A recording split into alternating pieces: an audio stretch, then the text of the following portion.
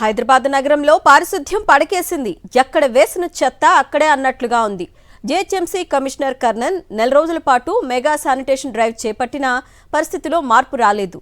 December 31 నుండి జనవరి 30 వరకు mega sanitation drive తర్వాత రోడ్లపై చెత్త కనపడొద్దని ఆదేశాలిచ్చినా ఫలితం లేదు.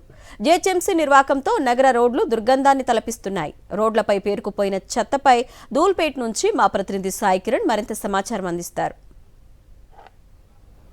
గ్రేటర్ హైదరాబాద్ మున్సిపల్ కార్పొరేషన్ పనితీరు ఏ విధంగా ఉందని చెప్పడానికి మరొక ఎగ్జాంపుల్గా నిలిచింది ఈ చెత్త నిర్వహణ. అయితే మొత్తం డిసెంబర్ 31, 2025 నుంచి జనవరి 31, 2026 వరకు నెల రోజుల పాటు మెగా శానిటేషన్ డ్రైవ్ పేరుతో జీహెచ్ఎంసీ పెద్ద ఎత్తున ఒక ప్రోగ్రామ్ను చేపట్టింది. 31 రోజుల పాటు రోజుకు ఒక్కొక్క విభాగం అంటే రోజుకు ఒక్కొక్క ప్రాంతం చొప్పున హైదరాబాద్లోని ప్రాంతాలన్నీ కూడా క్లీన్గా పరిశుద్ధమయ్యేలా పారిశుద్ధ్యాన్ని చేపట్టింది. సో మరి 31 రోజులు ముగిసిన తర్వాత కనుక ఇప్పుడు కనుక చూస్తే నగరంలోని ప్రతి ప్రాంతంలో కూడా ఏ రోడ్డు చూసినా కూడా ఏముంది గర్వకారణం అన్నట్టు ప్రతి రోడ్లో కూడా మనకు చెత్త ఏ విధంగా కనిపిస్తుంది అనేటువంటిది కూడా చూడవచ్చు.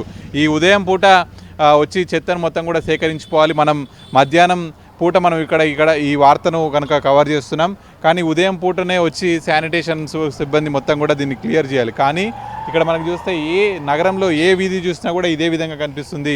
గ్రేటర్ హైదరాబాద్ అని చెప్పుకునేటువంటి పరిస్థితుల్లో మనకు చెత్త ఏ విధంగా కనిపిస్తుంది అనేది కూడా చూడొచ్చు. ఇప్పటికే 31 రోజుల పాటు మెగా శానిటేషన్ డ్రైవ్ అని చేపట్టారు. దాంట్లో భాగంగా ఫ్లైఓవర్లు, అలాగే రోడ్డుకి ఇరువైపులా ఉన్న ప్రాంతాలు, చెత్త కుండీలు, అపార్ట్మెంట్లు ఇవన్నింటినీ కూడా ఒక్కో రోజు ఒక్కొక్క ప్రాంతాన్ని తీసుకున్నారు. అయినప్పటికీ కూడా మళ్ళీ 31 రోజుల తర్వాత చూస్తే హైదరాబాద్లో ఎక్కడికక్కడ కూడా అదే విధంగా కనిపిస్తుంది.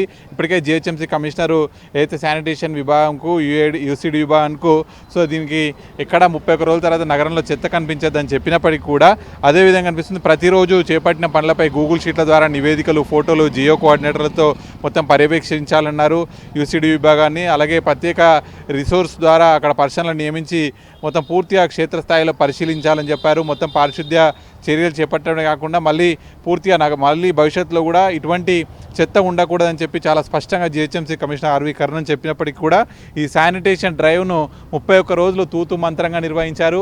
అంటే ఒకసారి ఇక్కడ చెత్తను తీసేసిన తర్వాత ఇక్కడ ముగ్గు వేయాలి, ఇక్కడ ఒక సెల్ఫీ పాయింట్ ఏర్పాటు చేయాలి. నగరంలో ఇట్లా చెత్త కుండీలు పెట్టారు. మరి చెత్త కుండీ పెట్టినప్పటికీ కూడా అది నిండి కింద పడిపోతుంది.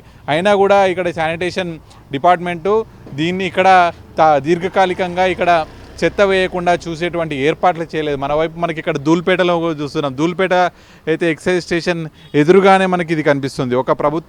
మరో ప్రభుత్వ విభాగం ఎక్సైజ్ స్టేషన్ ఎదురుగానే ఈ విధంగా ఉందంటే ఇక ప్రజల ఇండ్ల ముందు ఏ విధంగా ఉంటుంది పరిస్థితి అనేటువంటిది కూడా నగరం మొత్తంగా కూడా జీహెచ్ఎంసీ అంటేనే ఇప్పటికే అనేక దానిపైన ఆరోపణలు ఉన్నాయి. జీహెచ్ఎంసీ అంటేనే బడ్జెట్ రిలీజ్ చేయాలి, పనులు ఏమి చేయకుండా బిల్స్ తీసుకోవాలి అనేటువంటి భారీ ఆరోపణలు జీహెచ్ఎంసీ పైన ఉన్నప్పటికీ కూడా వాళ్ళు ఎప్పటికప్పుడు కూడా దాన్ని ప్రూవ్ చేయలేకపోతున్నారు. ఎప్పటికప్పుడు వాళ్ళ పనుల్లో డొల్లతనం అనేటువంటిది కనిపిస్తూనే ఉంది. మరి గ్రేటర్ హైదరాబాద్ మున్సిపల్ కార్పొరేషన్ నెల రోజులు ప్రత్యేక డ్రైవ్ శానిటేషన్ మీద చేసినప్పటికీ కూడా మళ్ళీ ఎందుకు ఈ విధంగా పరిస్థితి హైదరాబాద్లో ఉందని చూస్తే ఈ విధంగా చెత్త రోడ్ల మీద ఉండడం వల్ల అనేక రోగాలు ఇవన్నీ కూడా వస్తాయి. నగర బ్రాండ్ ఇమేజ్ కూడా పూర్తిగా దెబ్బతింటుంది.